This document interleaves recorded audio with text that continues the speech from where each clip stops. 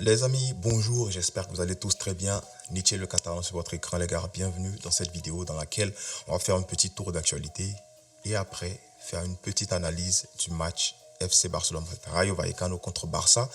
Il y a des gens qui m'ont demandé de faire de l'analyse, alors on va essayer de faire une petite analyse, voir si il y a vraiment des fans de l'analyse, comme on le faisait bien autant jadis. Je me rappelle que il y a deux ans de cela, quand on commençait la chaîne, c'était le go-to de la chaîne, c'était le truc qui faisait que beaucoup de gens aimaient la chaîne. Mais bon, après il y a eu des absences, il y a eu mon compte qui a été piraté. Du coup, YouTube a franchement disproportionné la façon dont mes abonnés voient mes vidéos. C'est devenu très compliqué, du coup j'ai arrêté les analyses. Mais on va essayer de faire un petit retour aux bases. Première actualité les gars, le Barça a proposé 20 millions d'euros au Bayer Leverkusen pour Jonathan Tah. Et comme vous voyez le premier commentaire qui en parle, ça pue tellement le mensonge, ça pue la merde, franchement, je n'y crois pas. Je l'ai dit, moi je pense que le mercato du Barça, à part peut-être des prêts payants et prendre des joueurs libres avec un salaire de 1 million, 2 millions gros max, je ne vois pas vraiment le Barça recruter qui que ce soit. On va après me dire pour claquer 20 millions sur Jonathan Tah. Ça serait une très belle recrue, franchement, avec deux centraux seulement qui nous restent. Et Inigo Martinez qui est injury prone, qui se blesse beaucoup. Ça serait une très bonne affaire. Mais franchement, je n'y crois pas. Sachant qu'actuellement, Deco il est au Portugal en train de fêter son anniversaire à 3 jours de la fin du mercato. Dites-moi si vous croyez à ce genre de truc-là. Franchement, je n'y crois pas. Peut-être qu'il est, il est dans son pays au Portugal pour ramener Nico Gonzalez. Alors là, on sera content, mais non, franchement, je ne crois pas. Alors, selon Roger Torello, paraît que Flick parie sur Frenkie de Jong et Casado après la blessure de Bernal. Ça serait peut-être une belle paire, franchement, mais pour moi, ça serait très compliqué de pallier à la blessure de Bernal. C'est fou comme déjà le petit commençait à prendre de l'ampleur. Ça serait difficile de pallier à sa blessure. Pourquoi? C'est parce que Bernal et Casado, c'est deux profils différents à mon goût.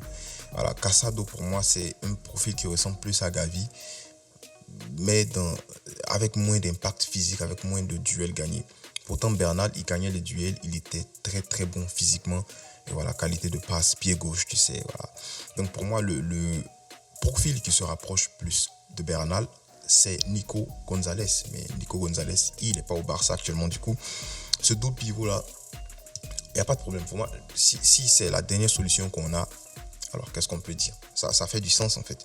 Donc, qui sera donc le 6 dans ce double pivot-là? Je pense que ça sera De Jong. Et puis, on va devoir compter sur Casado pour faire les sorties de balle. Dites-moi en commentaire. Sinon, la meilleure des choses, c'est que De Jong fasse les sorties de balle et que Casado fasse le boulot de 6. Tony Juan Martí annonce que Bernal sera absent 10 à 12 mois. Fin de saison pour le gamin. Voilà, il ne va même pas commencer le début de saison, la saison prochaine, parce que ce genre de blessure, la ligament croisé plus ménisque, franchement, ça fait très mal. Ça fait très mal. Donc voilà, désolé pour lui, désolé pour nous. C'est difficile, c'est difficile. Si vous remarquez, on a gagné, mais je ne suis pas de bonne humeur parce que cette victoire-là laisse un goût amer. C'est un peu comme si on est parti faire un sacrifice pour gagner enfin au Vallecas Stadium. Wow. C'est comme ça que ça sonne en fait. Alors, le Barça aurait demandé le prêt de Stefan Bajcetic. J'espère que je dis bien son nom, mais ça serait un prêt payant de 4 millions d'euros. Je ne connais pas le joueur. Franchement, je ne connais pas le joueur. Donc, dites-moi en commentaire. Ça serait facile pour moi de mettre une pause, d'aller regarder ses highlights sur YouTube.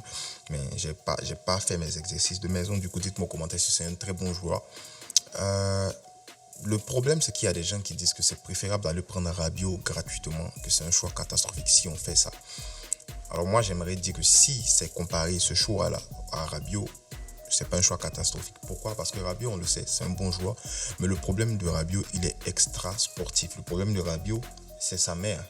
Oui, Rabiot, tu le prends libre, mais combien sa maman va demander? Sa mère va demander combien? Peut-être 10 millions d'euros, lui-même va demander combien? C'est ça en fait.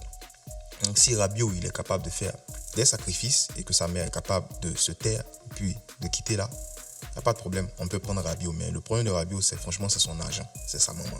Donc là, si c'est pour prendre un petit comme ça, n'y a pas de problème. Mais bon, pour 4 millions d'euros de frais, c'est ça que j'ai dit hier sur ma chaîne, sur mon Instagram, j'ai dit, sur mon Twitter, pardon. J'ai dit, est-ce qu'il n'y a pas un autre talent à la Masia? Ça parle de Pau Prime, mais allons prendre Pau Prime et puis essayons. Après, ça serait compliqué de fermer le mercato qu'avec Pau Prime en 6. Mais voilà, Liverpool dans le centre fait une bonne affaire. Hein. On va aller prendre Chiesa, quoi. Wow. Alors, petite analyse tactique, les gars. Voici l'action qui apporte le but. L'action qui apporte le but des Rayo Vallecano. Déjà, premier problème est de constater que notre gamin ici, il est en retard. Voilà, lui, il est en retard sur cette action-là. Ce qui fait que le joueur de Rayo Vallecano est capable de faire son centre. Deuxième problème, c'est que on voit Inigo Martinez se presser pour aller fermer le premier poteau. Mais j'ai envie de dire que Ter Stegen, il est déjà sorti du coup. Tu dois au moins voir ça. Ter Stegen est déjà sorti pour fermer le premier poteau. Il anticipe le centre. Et toi, tu cours sans regarder derrière toi, sans voir ce mec-là, qui est pour moi le plus dangereux. C'est lui qu'il fallait voir. Après, tu as, comment il s'appelle là, Koubarsi qui fait le bon marquage, j'aimerais dire.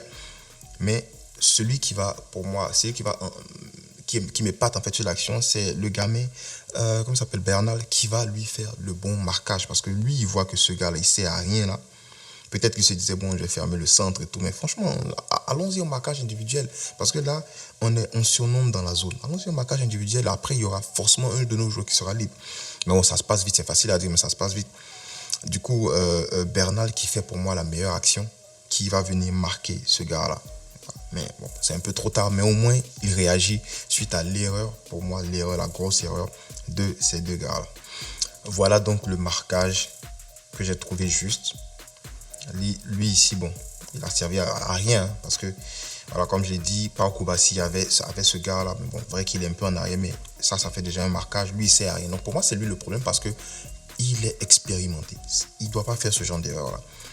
Très bonne couverture de, comment il s'appelle là, j'oublie toujours son nom, Bernal. Mais après, bon, il faut m'expliquer comment on shoot là et ça entre. Quand je dis que le gardien, il est nul, je dis non, il a été nul. Il a été nul et il est nul. Voilà. Très bonne structure du Barça ici sur action défensive. On voit Koundé répiquer au centre pour couvrir ici. Il s'appelle ici. Et voilà, un double pivot bien espacé ici. Pedri et Bernal. Ferran Torres qui redescend pour faire cette couverture-là. Et Lamine Yamal, Rafinha, censé être un peu là, mais bon, ça paraît, il est dans la zone.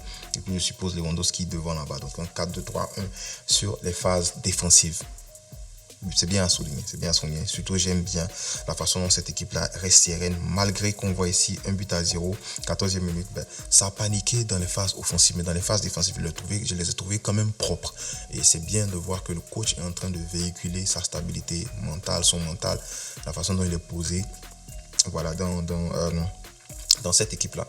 Et il faut aussi noter que ce coach-là, son expérience, ça aide beaucoup l'équipe. Pourquoi?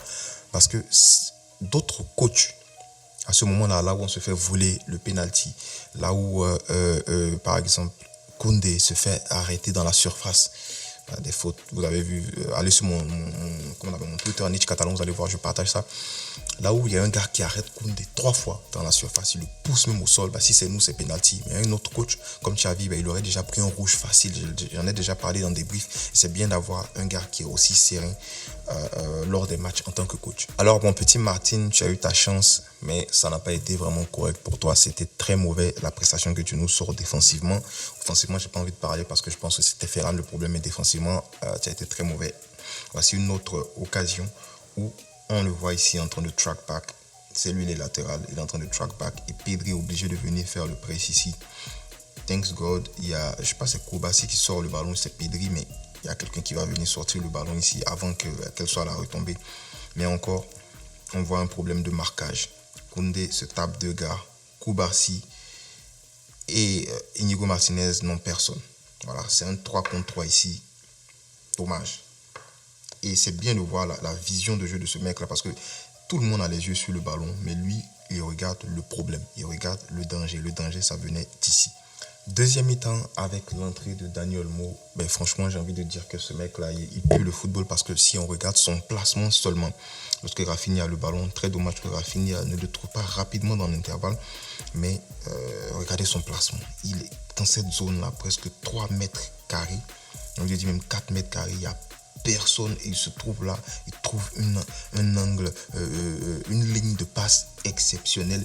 Dommage qu'on ne le trouve pas. Et là, déjà, tu vois la différence entre un joueur intelligent et un joueur qui force le jeu, comme Ferran Torres. Il force à jouer au foot. 3 choses à noter sur le but de Pedri. Déjà, le problème de placement de 6. Voilà, ça, c'est tellement visible.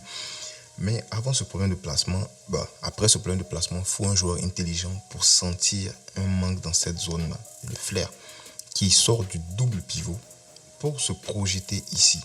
Normalement, c'est le rôle du 10. Normalement, c'est le rôle de Lewandowski. Mais bon, on va dire que Lewandowski, grâce à son appel, attire ce défenseur-là à l'extérieur de la zone. C'est parfait. Mais Pedri qui va sentir le coup est venu se placer là. Et de 3, la bonne chose, la chose la plus exceptionnelle, c'est le flair et la vista de Rafinha qui va la mettre dans la bonne zone. Et puis Pedri n'a juste qu'à terminer. Voilà, très intelligent de la part de Pedri, franchement. Et puis, très belle passe de Rafinha. On en avait déjà parlé, l'intelligence de jeu de Dani Olmo, son placement qui est exceptionnel, son flair. Voilà, ça c'est un joueur qui peut jouer en 9,5. Mais regardez encore une fois, combien de mecs dans la zone. Comptons ensemble, à 1-1, 81e minute ici, ça se voit à 9 minutes de jeu.